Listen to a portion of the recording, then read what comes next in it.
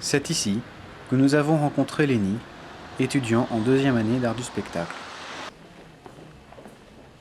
Nous avons décidé de le suivre afin d'avoir certaines informations à son sujet, comme par exemple sa vie à l'université et les conséquences des toutes nouvelles réformes instituées. Que faites-vous, monsieur ? Je regardais les offres d'emploi là parce qu'en fait je suis étudiant et il faut bien que je finance mes études. Voilà. Pour certains étudiants, les réformes amènent quelques complications. Le directeur de la faculté lettres et langues, M. Jean-Louis Duché, est là pour nous informer avec plus de précision sur les principaux changements apportés par les réformes. Alors, ils sont de deux ordres. Tout d'abord, les disciplines étudiées, qui seront plus nombreuses et plus variées. On doit maintenant imposer aux étudiants dans nos disciplines de faire par exemple de l'économie, de la gestion.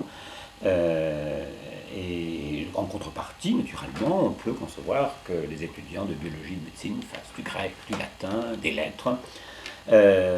Et puis l'autre chose, bien sûr, c'est les examens qui seront évidemment plus exigeants. Combien en moyenne d'élèves vous avez entre la première et la deuxième année ? On peut concevoir que dans ce système, à partir d'un public de 150 étudiants de première année, ça serait bien qu'on en ait une quinzaine en deuxième année.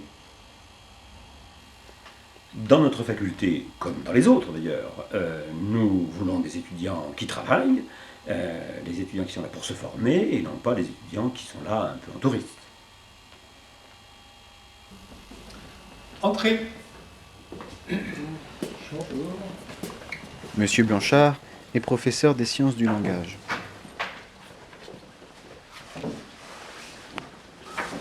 Non, du ici. C'est nécessaire.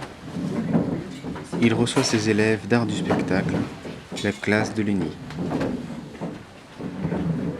Les étudiants sont là pour travailler.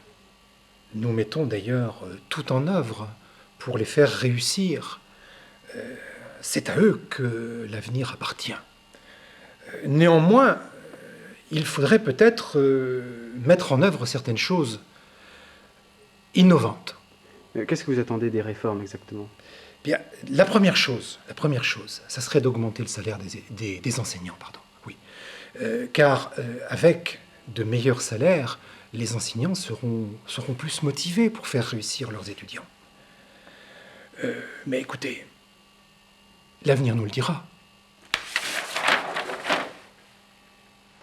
Bien. Alors.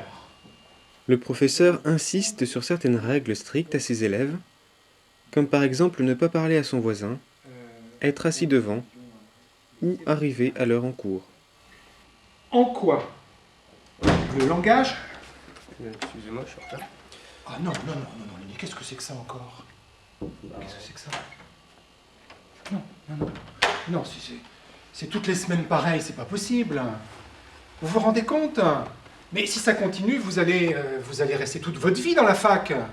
Enfin, non, je m'excuse, c'est pas exactement ça, mais c'est ce qui vous pend au nez. C'est pas possible, je vous rappelle. 3 absences, et vous allez voir dehors. Voilà. Vous avez compris cette fois ? Ouais. Allez. Après cette interruption intempestive, monsieur Lenny, nous allons reprendre. Est-ce que les langues, peuvent avoir ce pouvoir de détruire l'intolérance ? Je m'explique. Les langues, c'est quelque chose de commun à tous les hommes. C'est ce que les hommes ont en partage.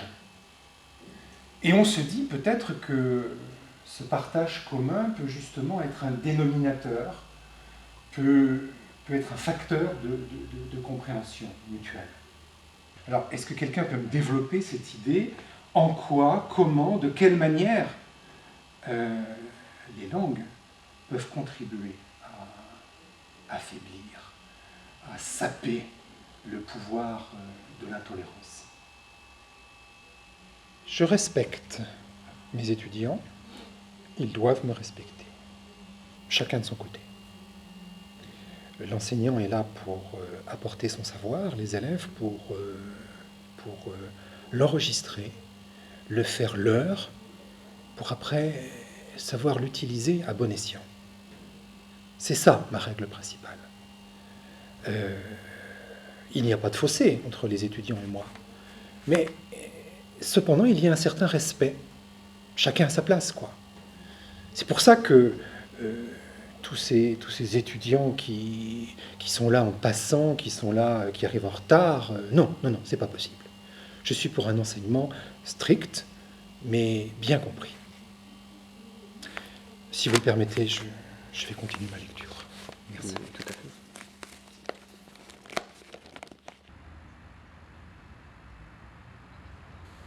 Nous retrouvons Lenny en compagnie de son camarade Kenny. Ils sont ensemble dans la même classe.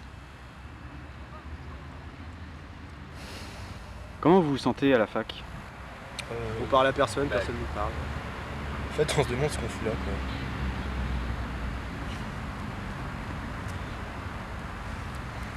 Enfin, surtout moi. Enfin, je mérite mieux que ça, quoi.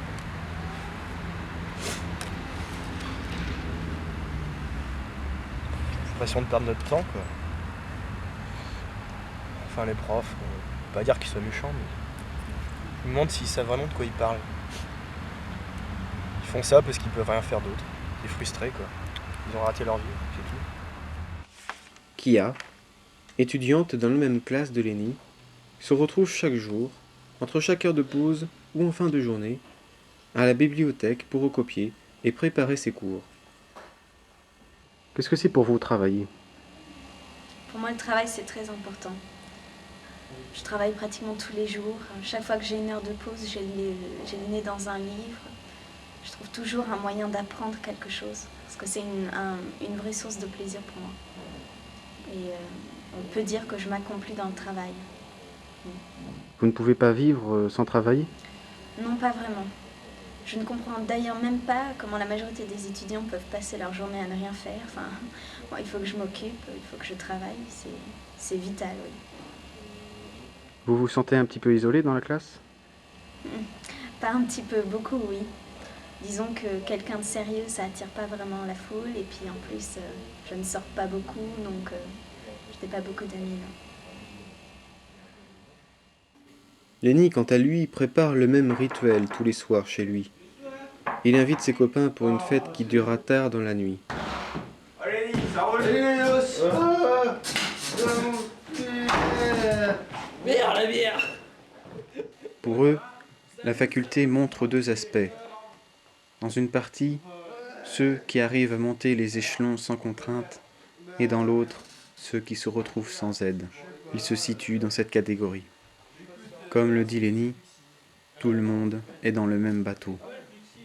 Ces jeunes étudiants se retrouvent perdus et rejetés de cet environnement qui leur paraît inaccessible. Bon, t'as quoi de nous offrir à boire? J'ai de la bière. T'as pas comme ça, de la bière, là-dedans, là. de la bière. On m'a dit, quoi, j'ai mis plein de bière partout.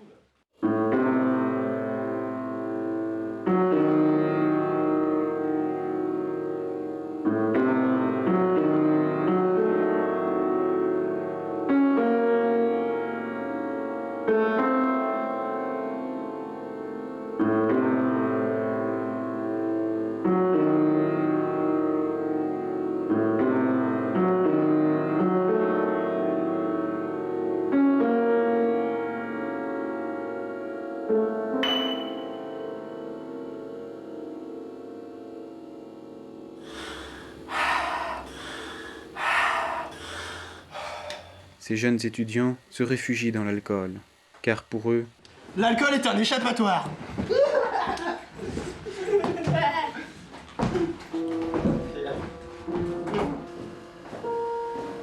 ils décident de sortir afin de continuer leur fête à l'extérieur, dans des bars, dans la rue, ailleurs.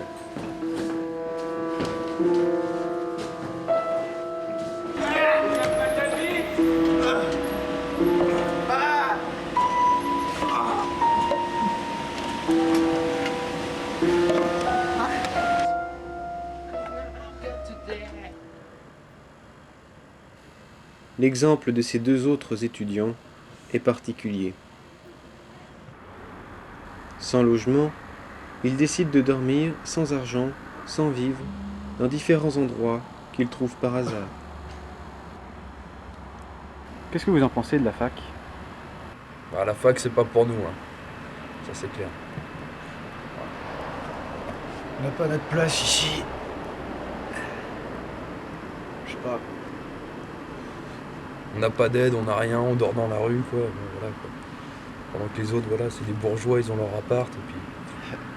Nous aussi, on l'est. C'est notre petit malheur. Pardon? En fait, on a des parents bourgeois, Ouais. mais on se fait jeter de chez nous, en gros, si tu veux. Donc en fait, on ne touche pas d'aide, on ne touche pas de bourse. Pas de bourse, rien, pas d'argent, donc on galère, quoi. On essaye de s'entraider entre potes, mais bon. Et vous allez en cours Plus ou moins, ouais. Ouais, de temps en temps. Quand le cours me plaît, quoi. Ça me plaît pas souvent. Voir ces faux intellectuels de merde, quoi. Puis ils se prennent pas pour de la merde, quoi. Donc, voilà. Où est votre place ici à la fac? Ici. Voilà. À se taper un cul, fumer une clope et glander, quoi.